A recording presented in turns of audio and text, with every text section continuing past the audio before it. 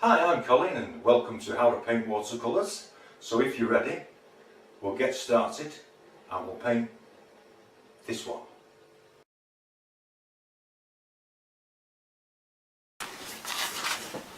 Hi, welcome to How to Paint Watercolors with me, Colin. I hope you enjoy this one. This is one's going to be a winter scene with very few colours in it really, and I've stretched the paper. This is a £140 Saundersford rough, and I'm just leaving a layer of water on the paper.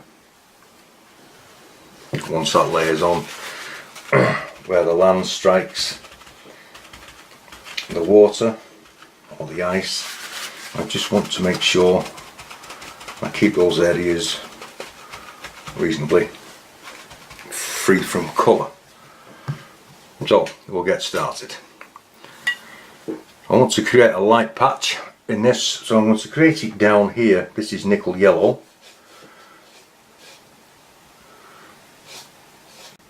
This is cadmium yellow light. I'm going to feather this in. Touches of it stronger here and there. As the board is laying flat, this will tend to help to spread. Into that, Indian yellow and cad yellow light. Grey. The moment, this is cobalt blue and burnt umber. Just test its strength. I just want to pull that in. I don't want to overdo this with the mixing, because the last thing we need is for it to turn green. Then into that, this is a bluier mix, and the greyer mix will add kind of like a barrier from this blue, and hopefully then we won't get green. A bit more of the grey here.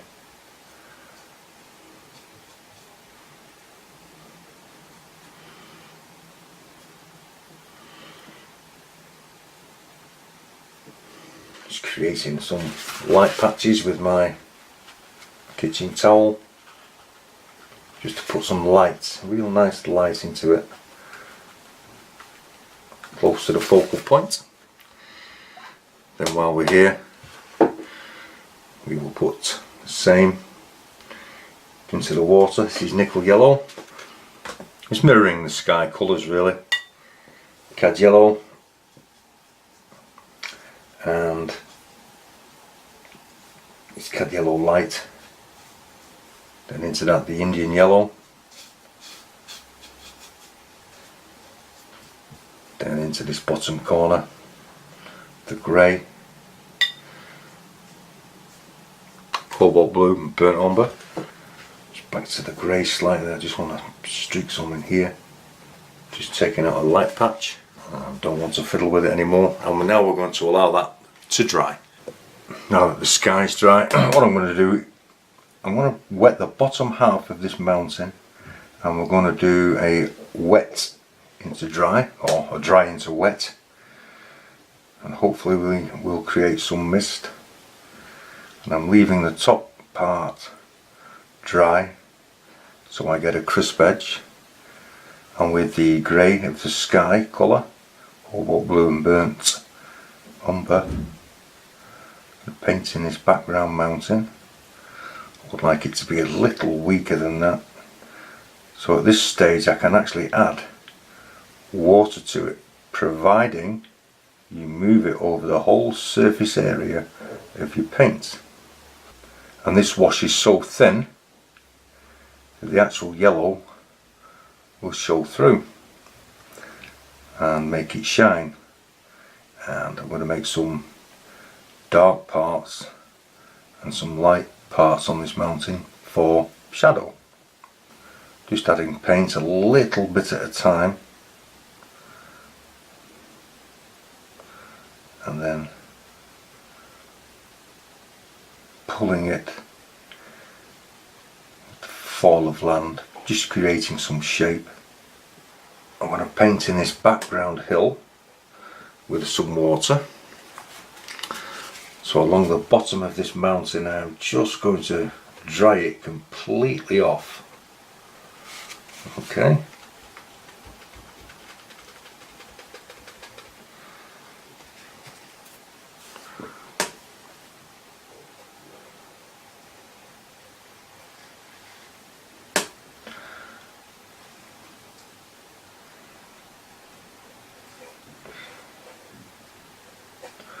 bring the water across here, but I want to create very little colour in this part here because I want these two trees to stand out here and these two trees to stand up here. So the reason why I'm doing that and having a mounting on this side is to get the weight right. And this is why the blue of the sky colour and the darker patch of the sky colour is over in this corner and not in this one. It helps to balance the picture out, hopefully. Same mix of the sky colour, mix it thoroughly. Cobalt blue and burnt umber.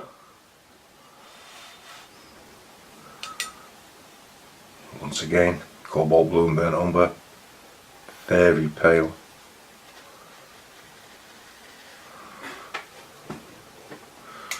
I want to bring it across here. I'm just going to pale it completely out.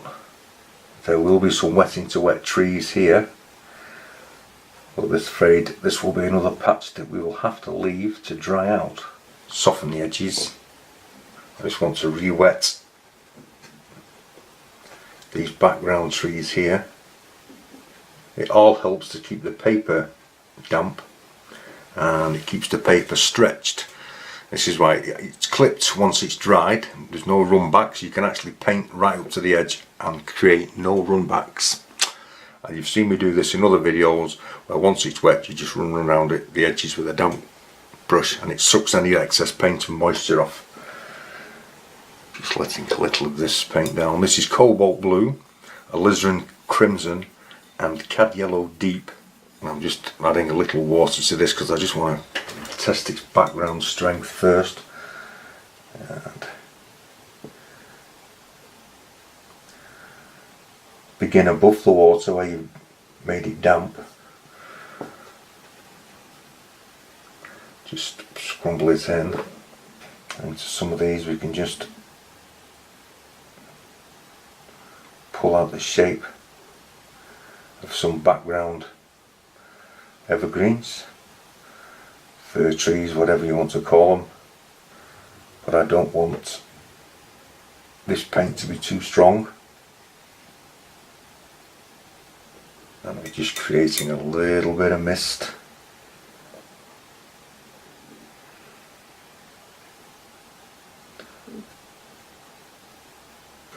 This is a darker colour of the same mix,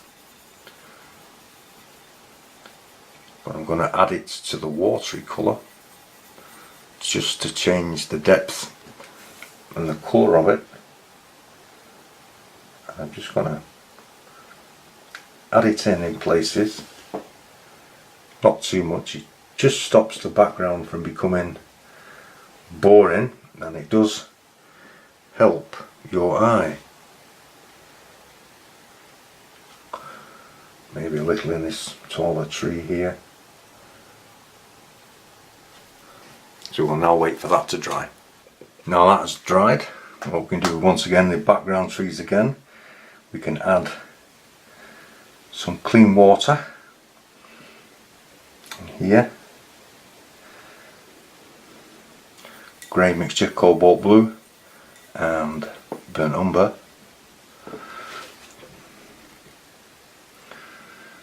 We can begin to add some misty trees here. See how you're pulling these wet into dry, or so to say dry into wet. Just creating a few shapes.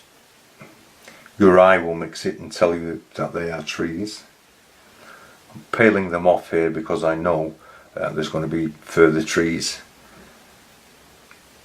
in the middle ground, but in the middle ground foreground.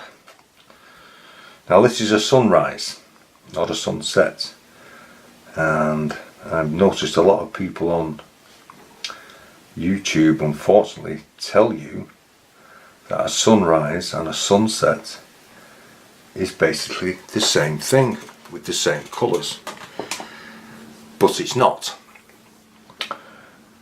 And the difference being is, in the morning when the sun is rising, the atmosphere has cooled. It's had overnight to cool, which then gives you the bright yellow and the crimson looks sometimes in the morning. That's because the atmosphere is cool.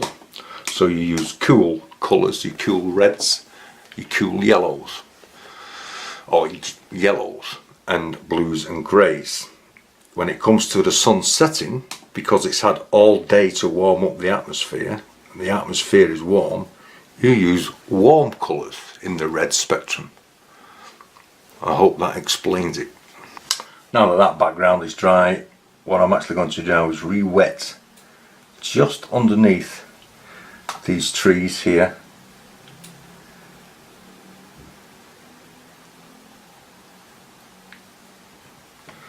I'm just taking my rigger brush with the stronger mix of the cobalt blue and alizarin crimson with a touch of cad yellow deep. We can begin to put these pine trees in, pulling it all the way into the wet water. I know that sounds daft, wet water, but I'm sure you know what I mean. And I've left this edge of the tree with no water on this side because I want that to be sharp edged. Pulling these in all the time. Keep going. Just misting up the bottom slightly.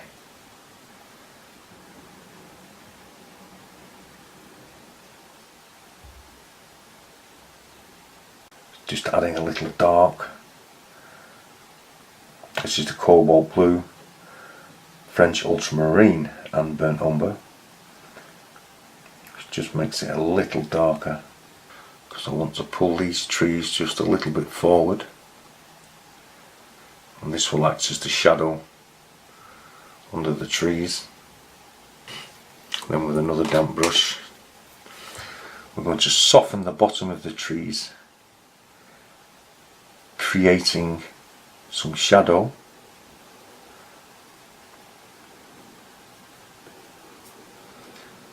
Maybe just a tiny drop more. Remember, there's always shadows under your trees. Soften off any hard edges, leaving white patches for your snow. Cobalt blue, burnt sienna. Sorry, cobalt blue, burnt sienna, and alizarin crimson.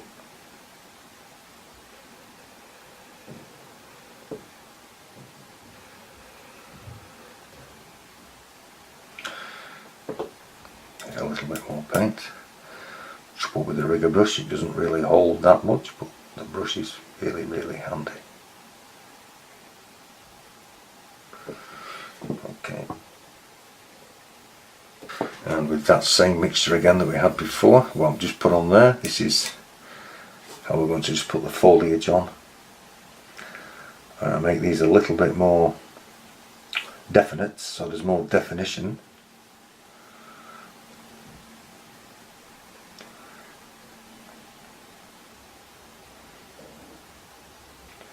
One or two twigs on the bottom. And with your darker mix, cobalt blue, French ultramarine and burnt umber. And I drop some dark in on the right hand side of the tree because the light is coming in from the left. As it comes further down, it will get darker where the trees merge together. This is a stronger mixture of the cobalt blue, alizarin crimson plus cad yellow deep.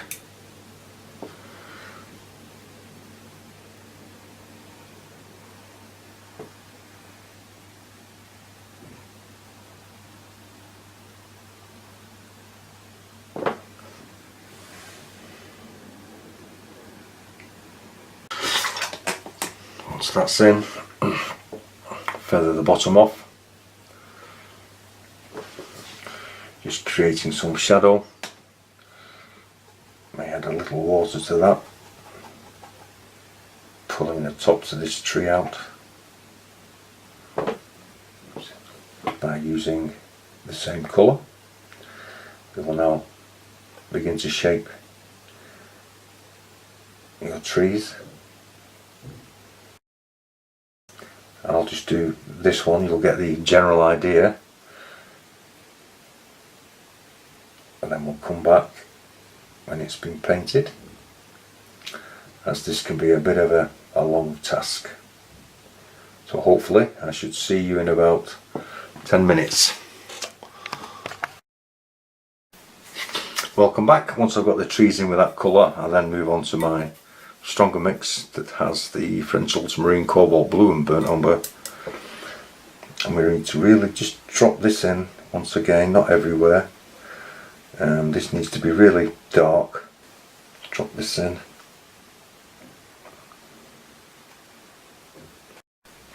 Now these trees are dry, we can turn our attention to these, and with the same mixture again of cobalt blue, French ultramarine and burnt umber, we can begin to pull these trees out. And what I want to do with these is leave a white sliver in the centre to give your trees more impact and allows the eyes to be drawn in.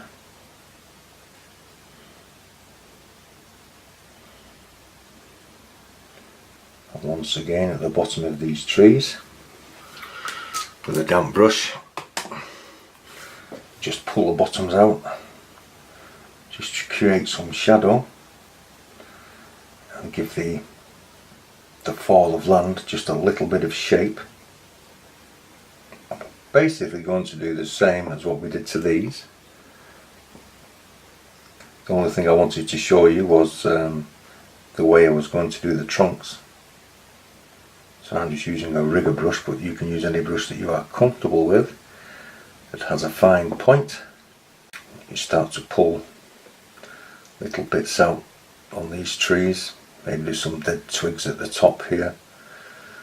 Keep this going, both trees. And because this is a little bit time consuming, I'll turn the camera off and I'll join you when they're finished, but I think you get the general idea. Now that you have your trees in, hopefully they look something like that. These are very comparatively dry now, and the reason why I've got them on a slope is there probably has been a little landslip, or the weight's not been able to support the weight of the tree and it's come down. It just adds a lot more interest in having all your trees stuck at one angle.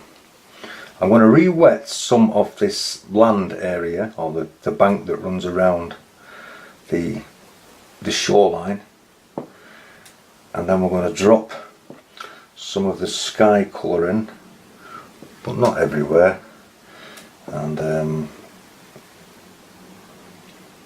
it just adds some colour to the snow, just a little bit. Then with some of the blue grey mix, and I'm just using my rigger brush because I don't really want to put too much in. It's just a hint, really, especially on the back edge of this lake shore.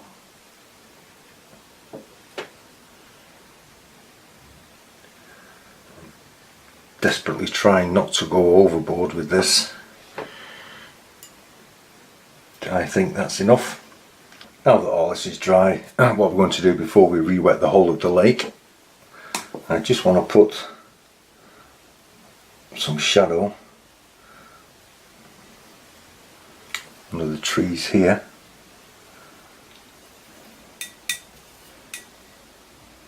So I've just re-wet the bottom area where the trees are, and I'm just going to drop in some colour, and then we can move straight on to re-wetting the whole of the water area whilst we create the reflections. And I'm just going to go straight across it, no fear, just get it on. Okay, I'll give this about 5 minutes and the back of it's drying off enough, so we're going to take some of the pale sky colour mixture, and with the, when we put the trees in, this is a cobalt blue and umber.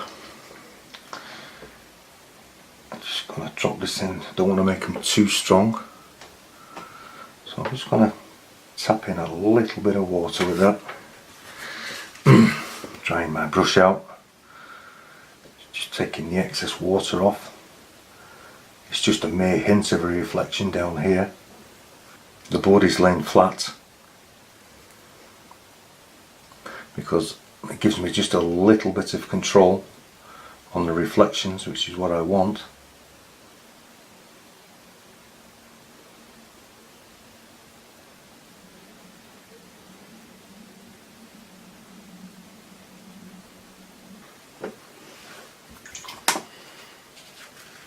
Taking a damp brush, just knocking the edge back off this.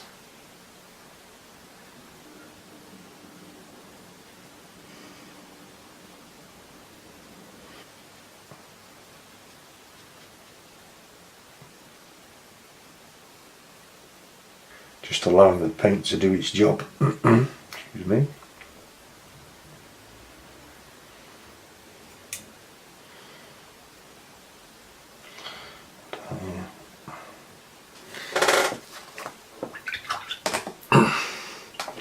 Then with a clean damp brush, I'm just going to soften off one or two of these edges here where the paper has dried.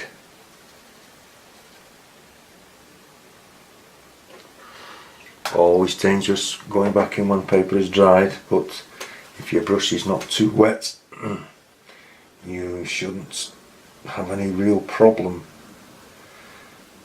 But you can actually remove it once it's dry. I might make a video of that. I would like to make some videos of some pastel painting when I find the time to make them. Some oil pastels and some soft pastels, and also some oil colours. And I think, let me have a look at that now. And what I just might do is just take out just